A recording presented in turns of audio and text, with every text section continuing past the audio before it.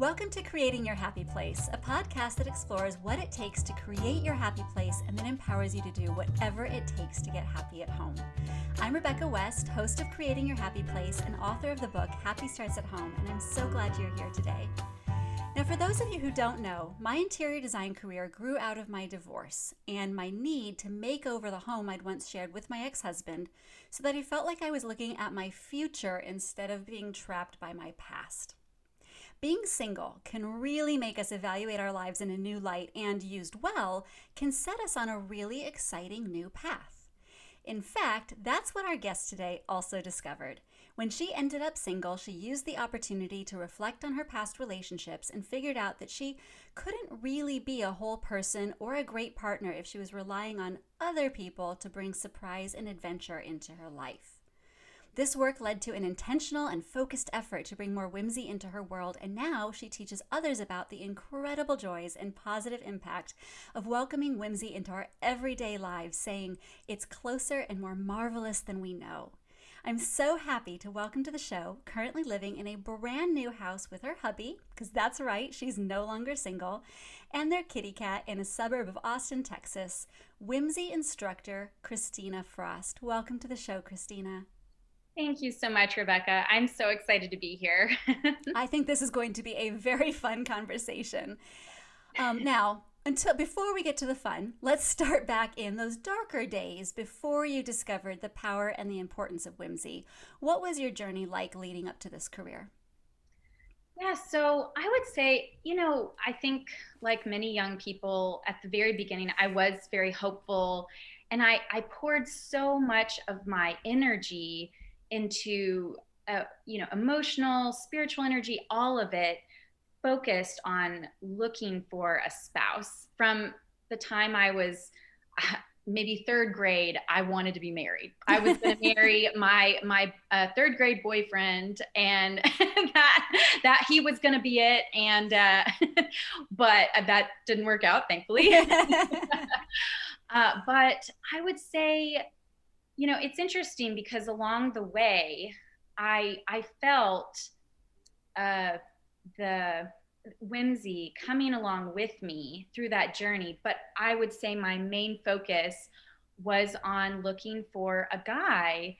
And I constantly found that was leading to disappointment because you're looking for validation from somebody, from another human being that you can't control, that you are looking for them to tell you that you're worthy, that you looking for them to give you fun and excitement and what's around the next corner.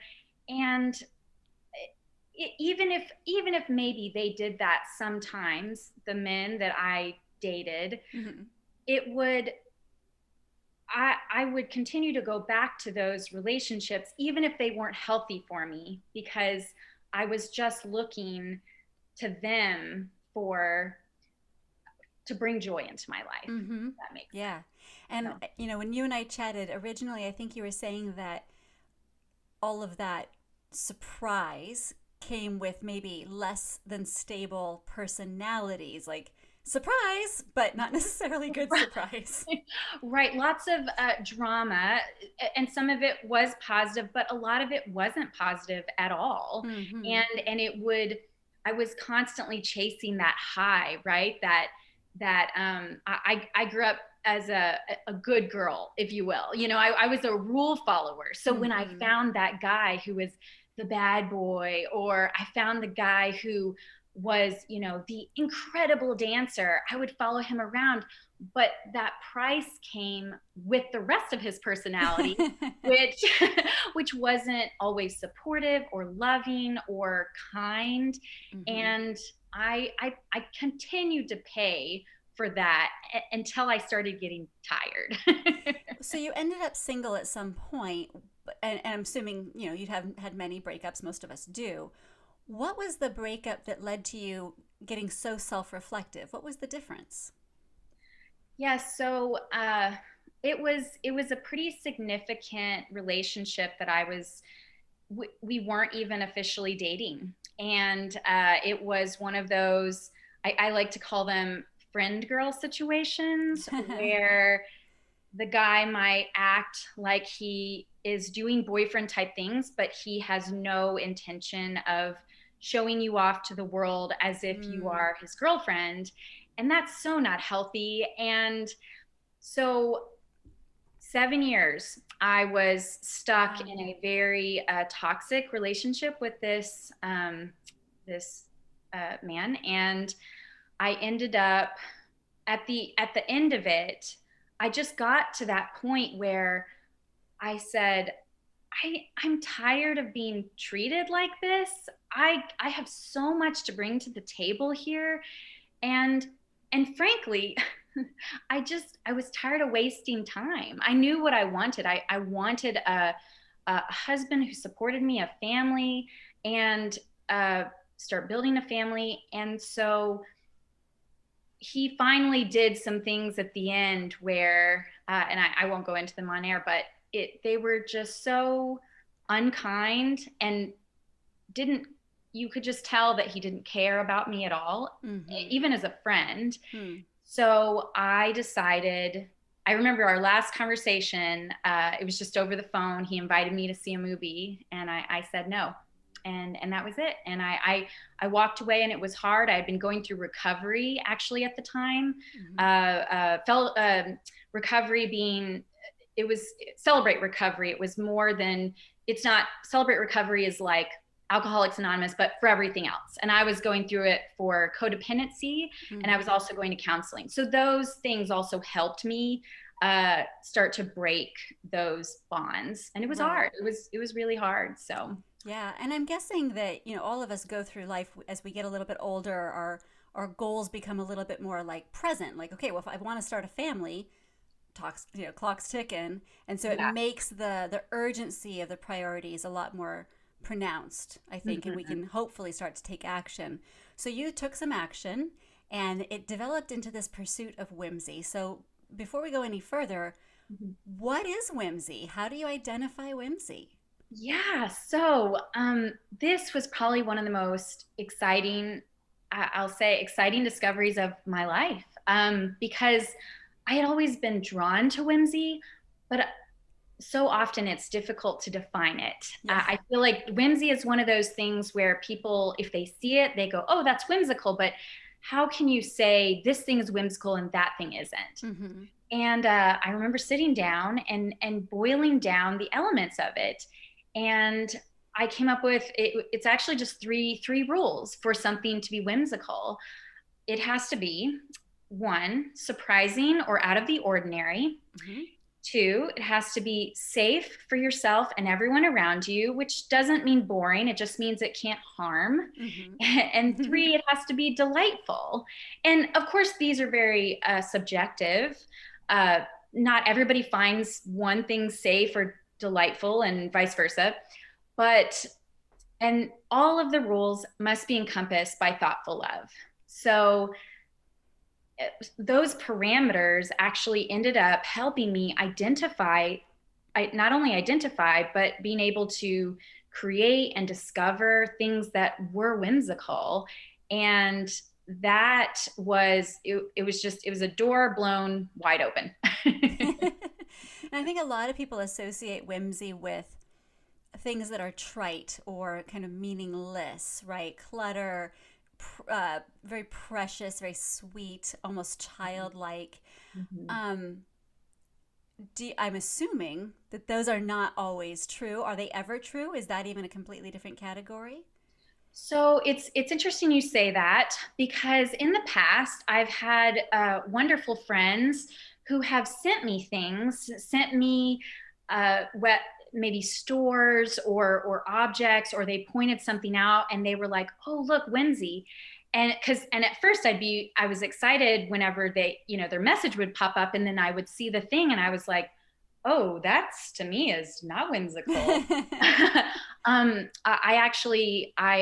writing a book on this subject, and I talk about it in the book.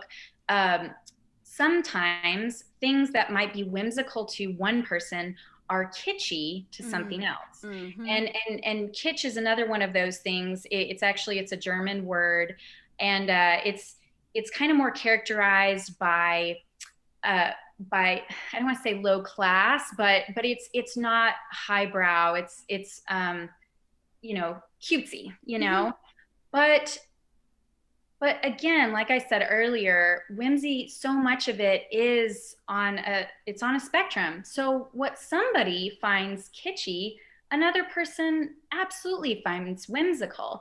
I tend to like things that are whimsical that are I don't want to say more grand because I like cute things too. But for you personally, when you're trying to decide if something is whimsical for yourself, because you can't impose those rules on anybody else, but you just ask yourself, is this thing surprising or out of the ordinary for me? Is it safe and is it delightful? Mm-hmm. And something might be nice, and then if it's nice, it would take it out of the whimsy category for you and maybe put it into the kitsch category, Sure. or even the absurdism or surrealism category. Sometimes those things get mixed in too, and again, it is very subjective, and that's okay. That's Yeah. what makes us all unique. So what we find whimsical makes us unique, I would say. Right. And there's so many different, I'd say, kind of side categories that sound like they could spill into whimsy, depending on if they are for you surprising and delightful. For me, I mean, like, I am all about a TARDIS, and Doctor Who and steampunk and time travel. And then Yes. any portrait of an animal. I've got a squirrel peeking up over my shoulder for the people who are watching on YouTube. That was an impulse purchase on Instagram, as I was just like, I need that little squirrel looking over my shoulder. He made me so happy. Yep.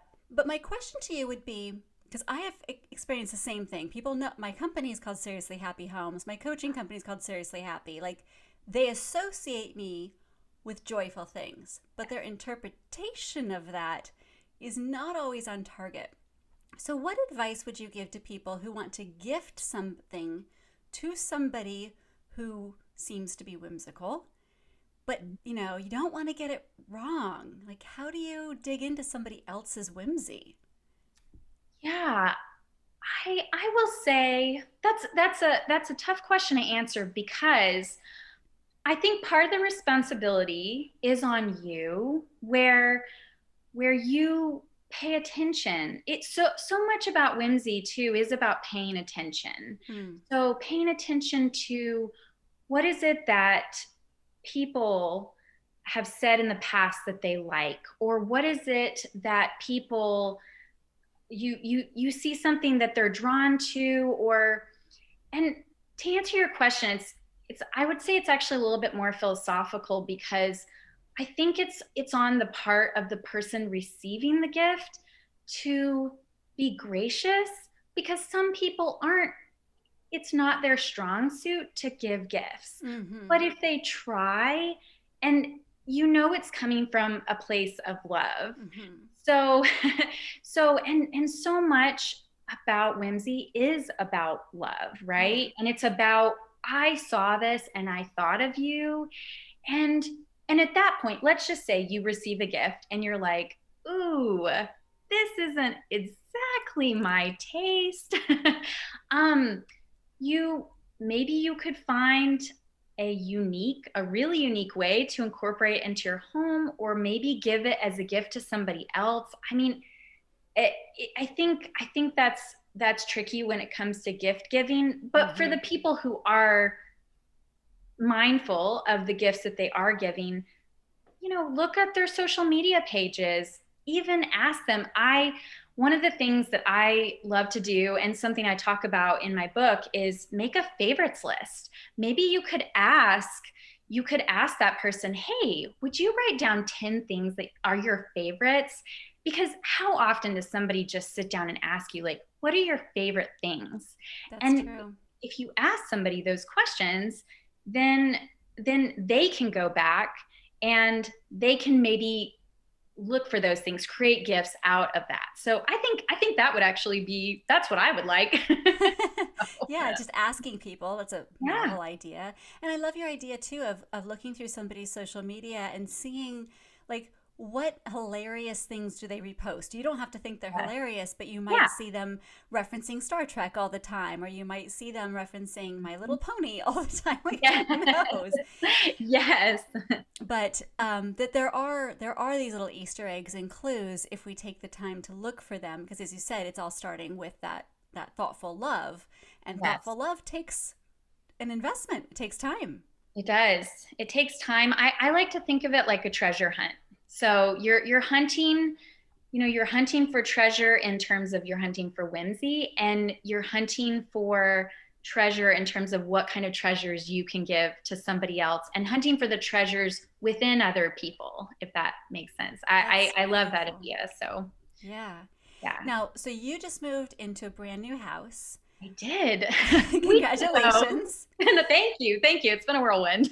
I'm super curious because, houses, there's many of them, right? And some are very quirky. Like, if somebody was able to get one of the Hobbit houses on the side of the New Zealand hill, I'd say that's full of a bit of whimsy. Oh, quite.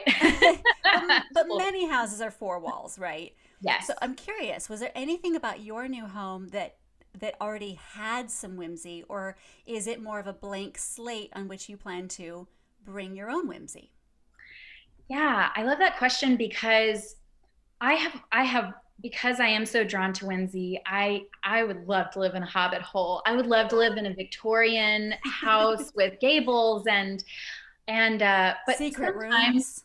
And what? And secret rooms. Oh, and secret rooms, yes. Oh, sure. I love that. Or secret libraries, maybe. Yes. Ooh, that would be so fun.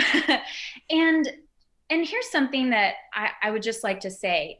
Sometimes our whimsical dreams might not be affordable at the moment. And that's okay, because that's when we can kick our creativity into gear. The home that we purchased is, I would say, it's very much a blank slate. It has lots of space, which we love. We're kind of out in the country now. But it has a big closet. It has huge walls, and so, and I will say, even the outside brick, I was like, oh, this is not overly interesting to me, but I knew that I could take what I've learned about whimsy and bring it into a house that I knew was going to be, I don't want to say cookie cutter, because it's a beautiful home, but it is not.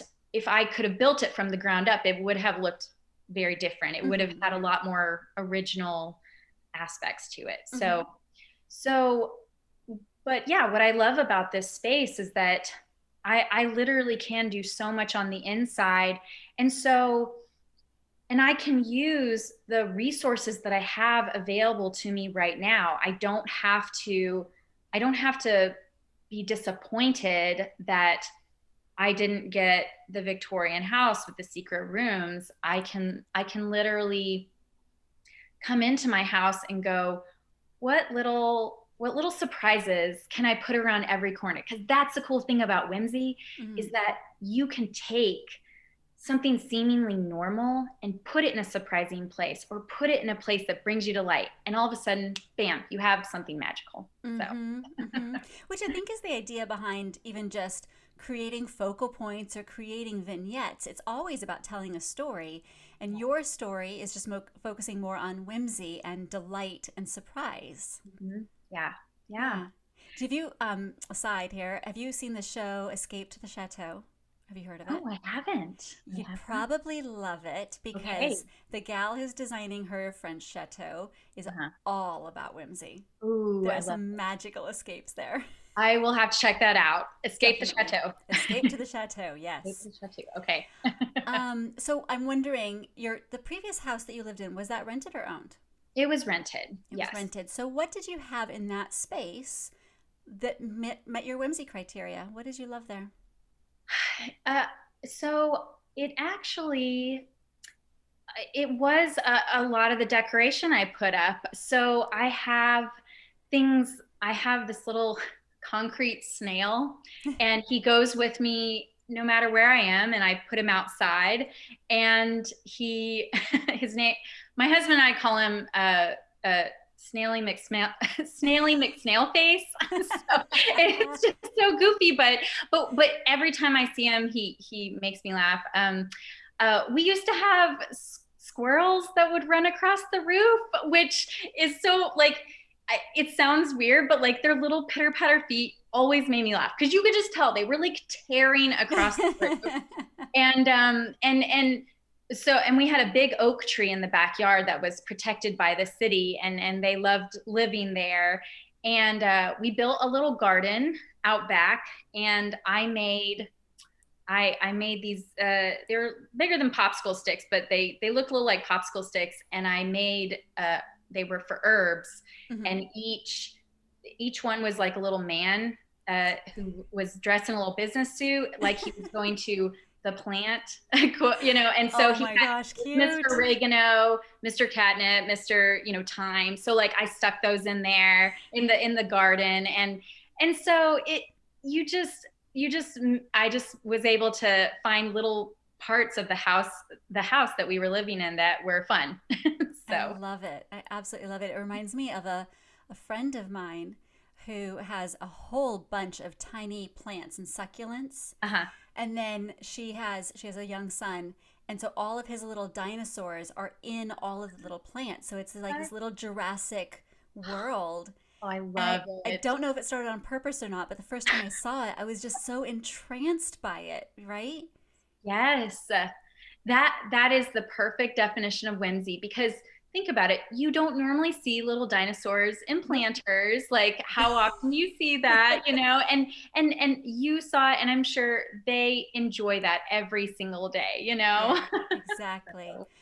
What whimsy do you plan to incorporate into your new home? Do you have grand plans? Yeah. I will say, because of all of the space, I am a little overwhelmed at the moment because I really want to do a good job. But one thing that I have already done, which this was so exciting, it was very exciting for me because a long time ago, I bought a picture from an illustrator named Amy Brown, and she paints illustrations of fairies. And for a long time, I was embarrassed, I guess I'll say, to tell people that I love fairies and I love anything to do with fairies. And I never hung that picture up anywhere. I had it tucked in between a book on my bookshelf. But as I gained confidence growing older, I was like, I don't care who knows if I like fairies. I just like them. And if people don't like that, if they don't think it's cool, oh well, like they can go on, and they don't have to live in my house. And so I pulled that picture out. I put it in a frame, and the fairy is called Forget Me Not. It's this beautiful fairy. She's dressed in blue, and she's got kind of blondish brown hair, and it's real long and wavy. And I put her, was not expecting to do this, but I put her in the washing room. And that's kind of the last place you would think of to put a fairy picture. But every time I walk in there now, after I hung it up, I kind of think about her as being, the queen of the washing room. She's protecting all the clothes that are being washed and dried. And now when I walk in there, I always get to look at my Forget-Me-Not fairy. And so I kind of want to take that energy and just run with it through the whole house, with, of course, keeping my husband's taste in mind, which are a little bit more down to earth, so we have a little bit different sensibilities, but that's part of love, which is kind of finding that middle ground between what he'll find delightful and comfortable and safe in the house, and me. So of course, absolutely. Boy, that brought up two things for me, so I'm gonna have to try and not forget either one, but I'm gonna start with, so you said one of the rules, I think, was surprise, right? It has to be surprising. And one of the things I learned from my mom was to hang art in really random places. So like I have a couple of her paintings in my closet. So every morning when I get dressed, I get to enjoy those pieces from her. She has a piece hanging in her kitchen, which a lot of people don't hang art in their kitchen, but that's what was that model for me. So then recently I got this very silly, wonderful picture as a gift, and I didn't have a good place for it. It's just the cutest thing. It's a hedgehog inside of the middle of an avocado against a pink background. I mean, it's just layers of delight, I right? love it. I love it. But my house is pretty full of things. I'm like, what am I going to do with this? But I really love it. Right. So and I hope it's not an insult to the piece, but the area where my cat box lives, where I have to go and clean this horrible, smelly, stinky thing, Yep. no joy there. None. Zero No. joy. No. So It's I not. ended up getting a cute little rug, and I put this art right next to the cat box. And so every time I have to go clean the cat box, like every day, I actually get this random spot of joy. And I just love the fact that the surprise, the randomness of putting something there. Like, who would do that? Yeah. It's so dumb, but it's so great. It's perfect. That's so perfect because that's the amazing thing about Whimsy is it takes mundane, ordinary Mm-hmm. chores, things you have to do every day anyway, and it just takes you out of that moment for just a moment, and you get to enjoy this hilariously adorable hedgehog in an avocado. I love it. The other thing that I noticed when you were talking about your story there is that shame can sometimes keep us from whimsy, which I find really interesting because I think that whimsy, like we said earlier, is associated oftentimes with youth, juvenileness, Children. children. But in fact, it takes a lot of self knowledge and courage to say, well, damn y'all, I'm hanging Yeah. it up anyway. Right, absolutely. This is one of my biggest messages I want to share with people is that I feel like when I was a kid, children are so good at this. This is why you see a lot of times adults kind of come back to whimsical uh, sensibilities when they have children, because then now they have an excuse, right? An excuse Mm-hmm. to enjoy that whimsy once again, because when we were children we just reveled in it. It was our part of our everyday, imagining things, being creative, thinking outside the box. And as we got older, sadly, there were people, there were voices, there were family members and friends who, well meaning or not, they just crush that creativity. Mm-hmm. You have to stay safe and quiet, and don't make a fuss, and don't. And I do think that there is danger in the world. There is hardships, and so yes, you have to take all of that with a grain of salt. But I would encourage adults, that because my messages are actually for adults, they're not for children. Mm-mm. Children are already Yeah. good at whimsy. But adults, it's okay to think back to what you loved, and what you still love, and incorporate those things back into your life.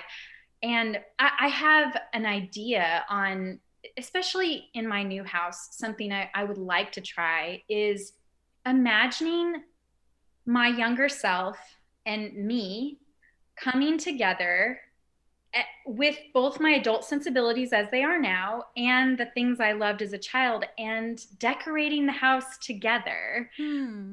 and kind of coming to this place of, because whimsy, so much of it is about vulnerability, and there is so much strength in being vulnerable, and just loving the things you love for no other reason than that you love them Yeah. and they bring you joy. And bringing a little bit of lightheartedness to all the boring stuff we do actually have to do as adults. Absolutely, absolutely. We can't throw that stuff out, Nope.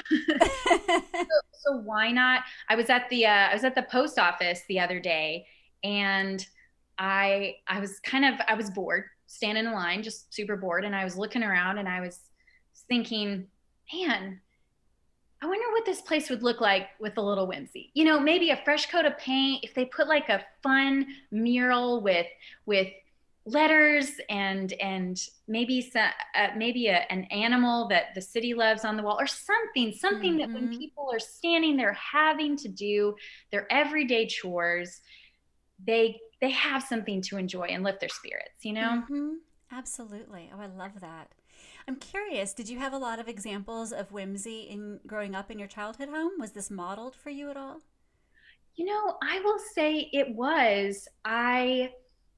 at the time, I didn't know what that was. I couldn't say that outright, but my dad was actually really good about making things fun and adding touches of whimsy. So, for example, he would make this big stew, and he would throw in a bay leaf, and bay leaves are pretty normal. But whoever found the bay leaf in their stew, we'd be eating our stew, and someone get the bay leaf, and he'd be like, "Oh, somebody left the window open. I guess a leaf blew in."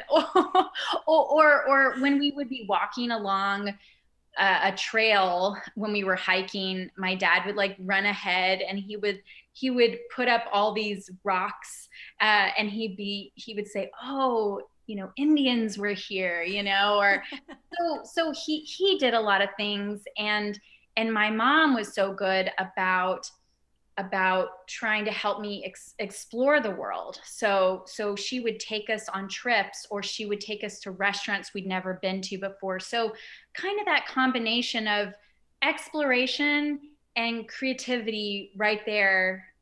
And so, yeah, that's definitely, I took a lot of memories from that, and continuing to try to make those kinds of memories today. So Yeah. Oh, I love it. You have alluded to the idea of rules throughout this conversation, some that you have applied to whimsy, like here's what whimsy means.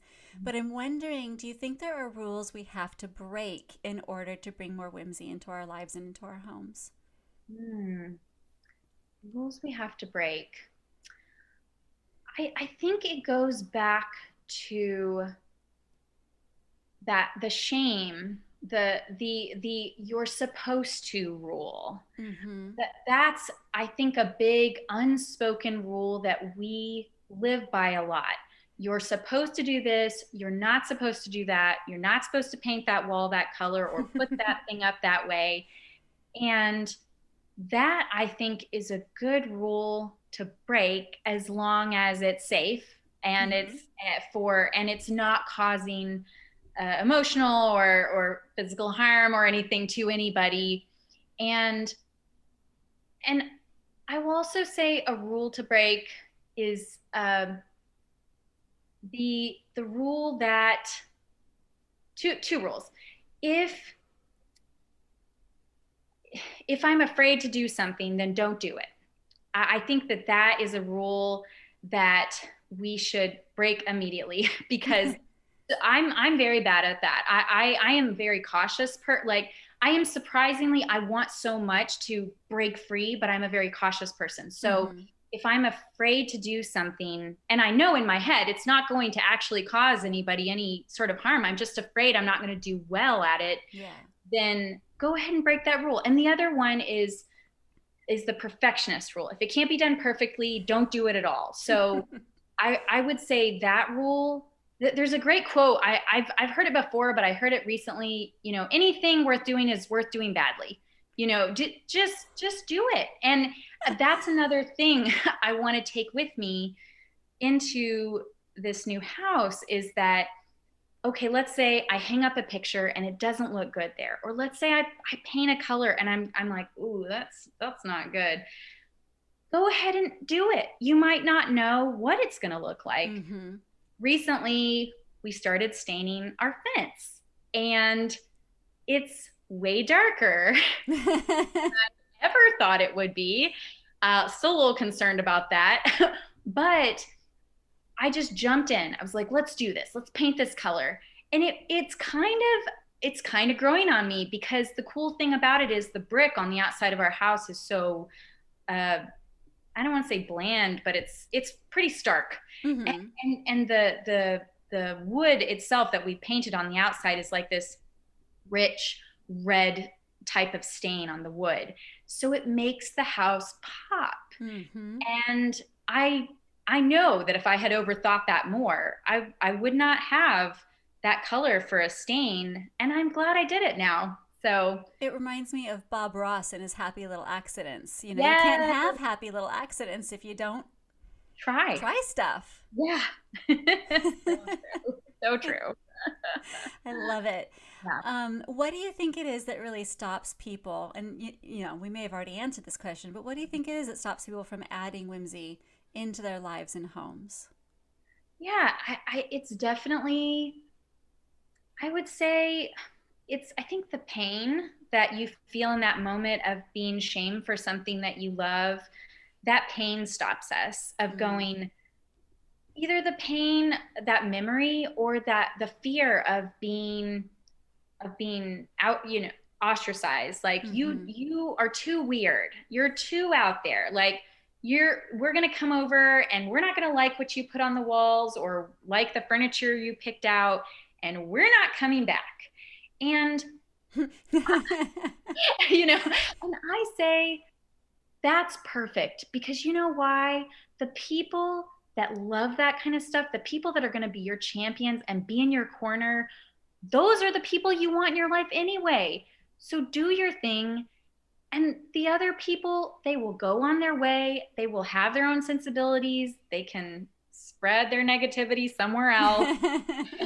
And you get to stay there with the things you love, with the people who love you and accept you for as you are. And that's a good, I think that's a good analogy for any relationship. The Mm-hmm. more you are yourself, the more you embrace your fun, quirky, goofy sides, the people that are going to love you as you are and that love that too, they will find you and they will stick around, and the other people, be gone. Yeah.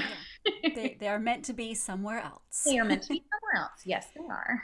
So and you, of course, you are now married. Yes, I am. How did whimsy inform this new relationship? How did it tell you that you had found your right place and your right person? Yeah, well, once I stopped focusing on trying to find men to fulfill my fun and my excitement. Now, let me be clear. My husband is super fun and super exciting, and he always makes me laugh, and he is an extrovert. I'm an introvert, so it's so nice. He loves to be around people. Mm. But here's a good example. I love Halloween. It's one of my favorite holidays. It's one of those things that I get to dress up and just be kooky with the rest of the world for one night, and it's not weird, and I don't have to work so hard to remember that it's okay to be unique. Mm. And I remember I went on two first dates, or I went on two dates on Halloween. And I remember one Halloween date, I showed up at a restaurant in black lipstick or dark purple lipstick. Like I had a black robe on. I mean, I'm like, it's Halloween. I'm dressing up. The guy that I went out on this date with was not wearing any of that Oh stuff. no. And I was like, this is incredibly awkward. And I was like, it's fine. After that date, never heard from him again. And I was disappointed. And at that point I was starting to gain confidence. Like, it's okay. It's okay that he didn't, like what I was or what I was wearing or whatever. And my husband, my now husband, our, I don't know, third date or something, was on Halloween night, and we weren't doing anything. We got married pretty quick, so we were like, I like you, you like me, and we're going.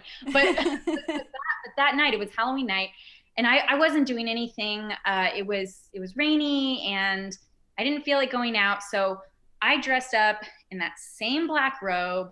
I had my witch makeup on, hat, whatever. And he came in.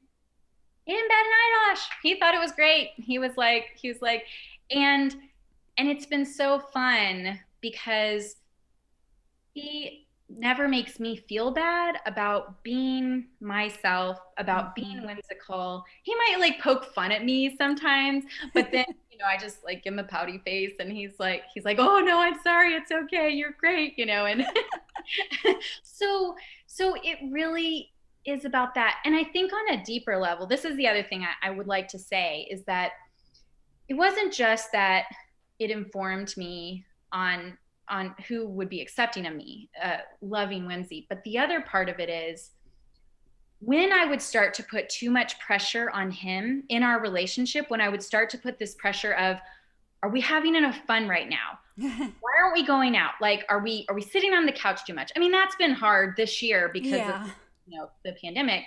And so instead, when I started to zero in on him and be like, you're supposed to be making me happy right now, because no human being can do that full time. That's exhausting.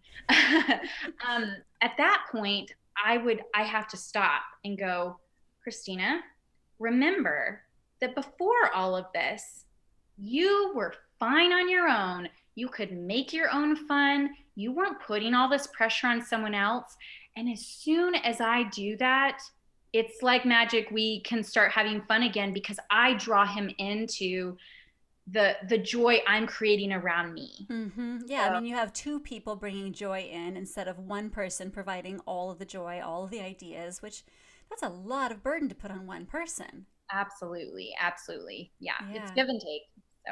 So, people think all the time like about hiring a personal trainer or a nutrition coach or all kinds of things, right? But they probably, I'm guessing a lot of people, it's never occurred to them to hire a Whimsy instructor and consultant. Mm-hmm. So what are some of the things that identify a good client for working with you? Yeah, I think that somebody who, I think it's an emotional space that you have to be in terms of, are you open? Are you, no, you don't have to be ready to be completely jumping into the world of whimsy. Like that's a lot. That's a lot. And I recognize that because part of whimsy is not making people uncomfortable. Like, don't do that. But but I think for somebody to approach me to kind of learning how to incorporate more whimsy into their lives, they might feel a little stuck. They might feel bored or discouraged with, man, this is just, life is hard. How can I make life lighter and make it so that every day I get up, it's not a drudgery? But they also have to have that spark of hope, that openness of going, there's going to be things that I show you that might seem unusual at first, but if you stay open to them and your heart stays open, you are going to reap benefits that most people in their day-to-day lives either pass over or don't know how to use to their advantage on a daily basis. Mm-hmm. So yeah, I would say that in terms of somebody who would like to work with me. Well, and in your bio, you say that where's my little quote? Oh, you say that whimsy is closer and more marvelous than we know, and it makes me think of like infused water, right? You think about the LaCroix of the world. Mm-hmm. It's just water that happens to have the essence of like raspberry and some bubbles. Yeah. Like, it's not much, but it transforms the experience of drinking water.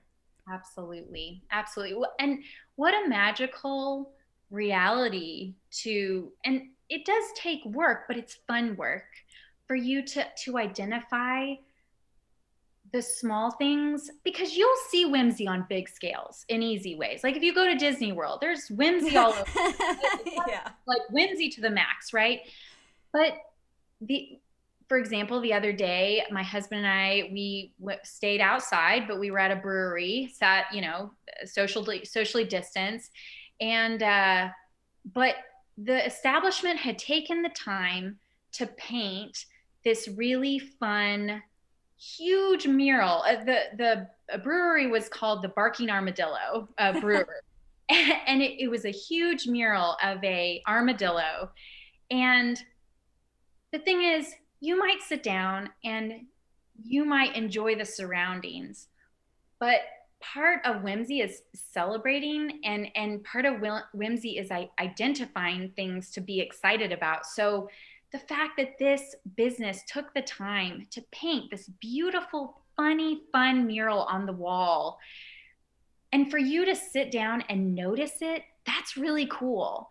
Because as soon as you do that, as soon as you start to identify the all the little things in the world that are out of the ordinary or safe, that they're delightful, it again, it becomes your whole world view changes, and it helps you get through the harder moments and the It drudgery. sounds like this is part of retraining your mind to focus on positive instead of negative.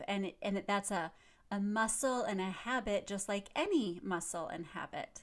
Yes, yes, it absolutely is. It has taken me a long time. Even, I mean, I have been exploring these concepts for 4 or 5 years now. I mean, specifically, actually, and it has taken time for me to turn to continue to, if I feel my, because I'm actually, most people probably don't know this if they're not super close to me, but I tend to be a very melancholy person. I can be very introspective and start to just feel down about lots of Mm-hmm. things. and when I find my brain going into that mindset, I I try, I go, okay, I don't like where I am right now. What do I do? Oh, what have I not seen something whimsical lately? Have I not explored something or created something that brought me joy?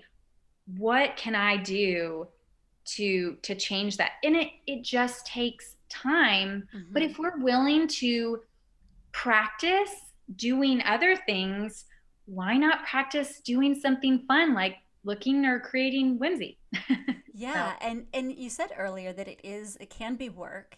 It reminds me, I was recently invited and took on the challenge of posting 100 happy days on Facebook. So I had to take a picture of something happy every day for yeah, 100 days, and I am a happy person, yeah, and it was still a lot of work because I'm that like, is a lot of work. how many photos of the birds at my bird feeder can I share with people before they want to just block me?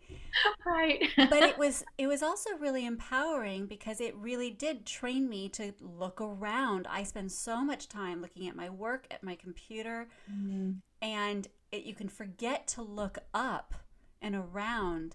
I remember, golly, 25 years ago, I was for my first marriage. I was going to my bachelorette party down in Southern California, and we were driving on the freeway to go to something, and we passed by a completely ripe tomato growing out of a crack in the concrete right there at the freeway exit.